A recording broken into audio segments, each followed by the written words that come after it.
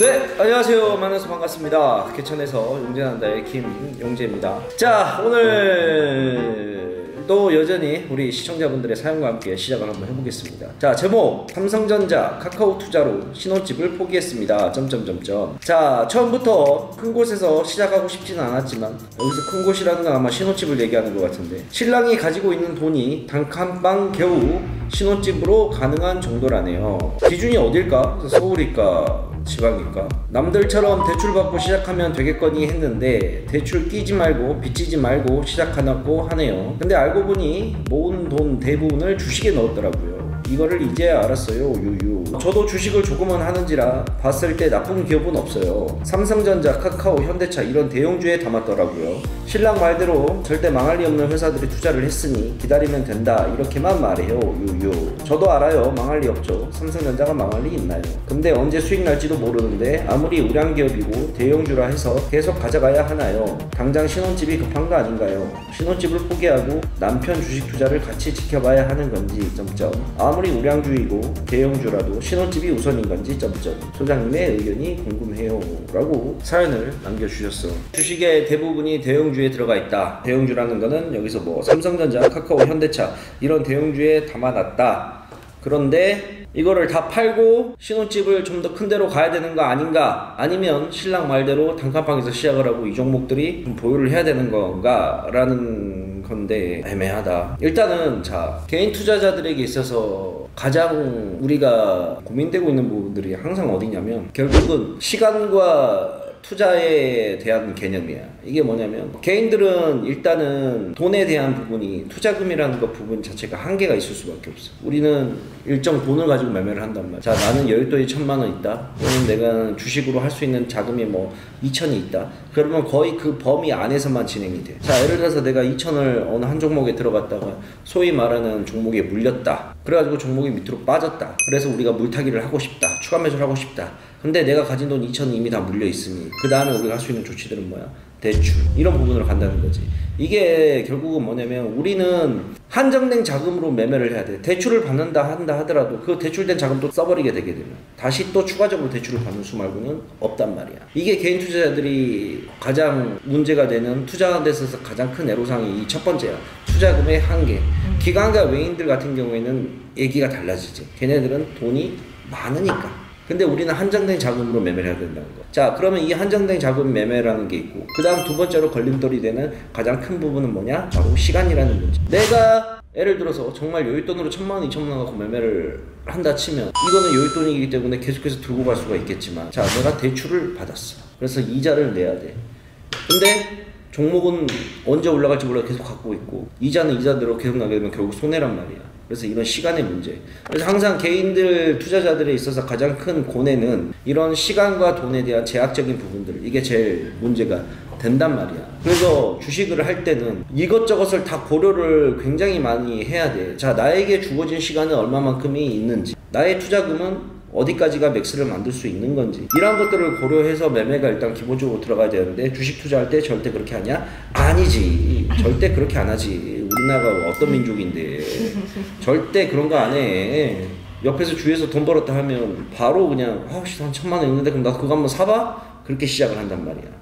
옆에서 돈 번다는데 나도 한번 해봐? 라는 생각으로 주식을 한단 말이야. 이런 시간과 돈에 대한 정확한 본인의 계획이 없는 상태에서 그렇게 시작을 하기 때문에 우리가 항상 뜻하지 않는 위험이라는 거를, 리스크라는 걸 맞이하는 거지. 결국에는 지금 여기 사연을 주신 분도 남편분께서 자, 삼성전자, 카카오, 현대차 안 망하겠지. 근데 결국은 뭐야? 결국은 시간의 문제라는 거예요. 이것도. 대형주들은 지금 명백하게 얘기하자 그런다면 대형주들이 지금 절대 움직일 수 있는 구간이 아니야. 대형주들은 이미 재작년에 다 끝났어. 삼성전자 98,000원까지 갔다가 지금 얼마야? 7만원 밑이지. 카카오 고점 대비 40% 빠졌지. 나머지 종목들 다 마찬가지야. 왜 그렇게 빠졌냐? 이미 올라갈 만큼 올라갔으니까. 자, 얼마 전에 삼성전자가 실적 발표를 했는데 역대 사상 최고치를 했어. 근데 주가는 올라가? 안 올라가. 계속 빠지고 있단 말이야.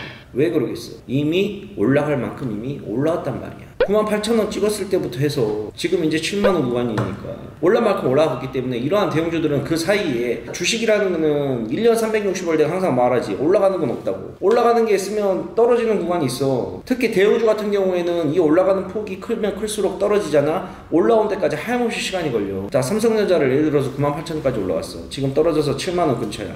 68,000원 막 69,000원 그래.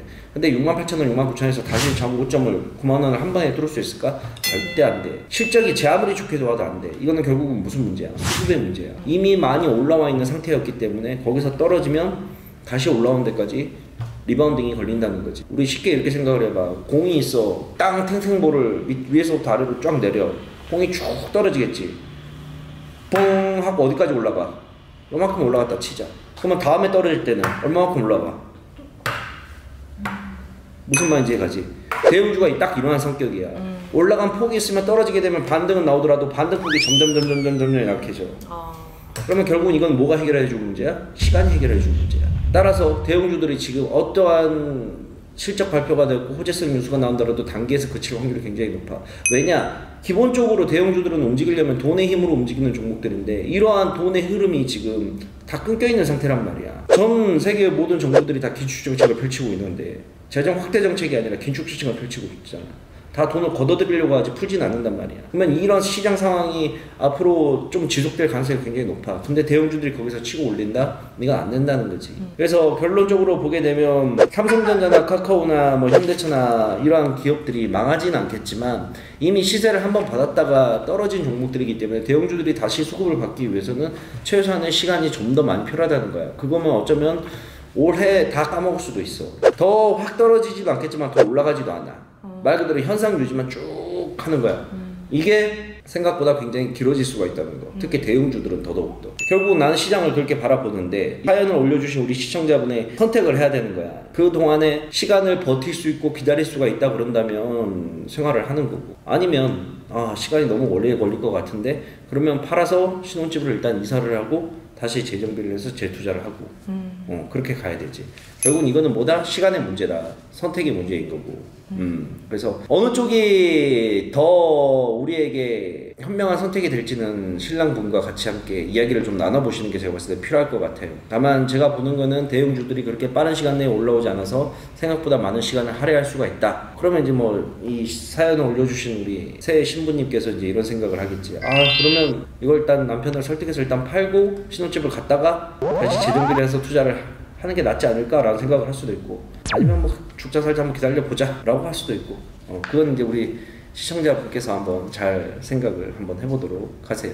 이러한 컨텐츠를 지금 주식 상담소 컨텐츠를 제가 하면서 뭐 여러 가지 사연을 굉장히 많이 받고 있지만, 자, 이 상담을 들어와서 제가 여러분들께, 우리 시청자분들에게 이제 이야기를 하는 이유는 물론 이 분의 고민을 어느 정도 상담해 주기 위해서 하는 것도 있지만, 기본적으로는 이러한 고민을 갖고 있는 사람들이 똑같은 거에 대한 생각을 많이 할 수도 있고 똑같은 상황이 있을 수도 있으니 거기에 대한 답변을 주는 것도 있고, 무엇보다도 처음 주식을 투자하시는 분들이 경각심을 갖기 위해서 제가 이런 것들을 이야기를 많이 하는 것도 있어요. 시청자 여러분들, 주식을 너무 쉽게 생각하지 말고 소중한 돈이다 보니 결국에는 주식에 돈이 묶여버리게 되면 우리가 포기하고 살아야 될 것들이 너무나 많습니다. 그래서 항상 신중에 또 신중을 기하시고 영상을 좀 보시면서 경각심을 갖고 매매를 좀 진행을 해 주셨으면 좋겠어요.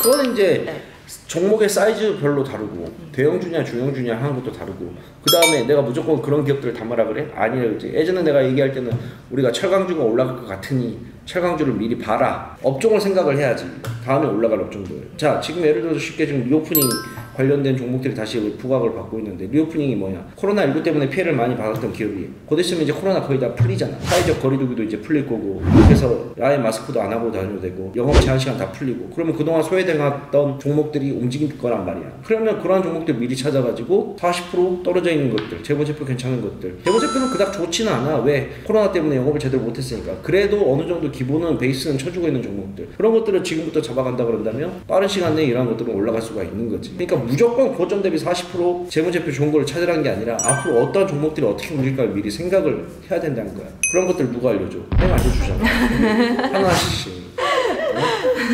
자, 아무튼 그렇게 해서 오늘 내용은 이러한 내용으로 좀 우리 시청자 여러분들과 만났습니다. 그래서 좀 잘 선택을 하세요. 저는 제가 아는 범위 내에서는 최선을 다해서 우리 알려드렸으니까 이제 선택은 우리 시청자 여러분께서 좀 하시면 될 것 같습니다. 아무튼 힘내시고 파이팅 하도록 하겠습니다. 자, 오늘은 이걸로 마치도록 하겠습니다. 안녕. 주식상담소 신청은 여기로 남겨주도록 하세요.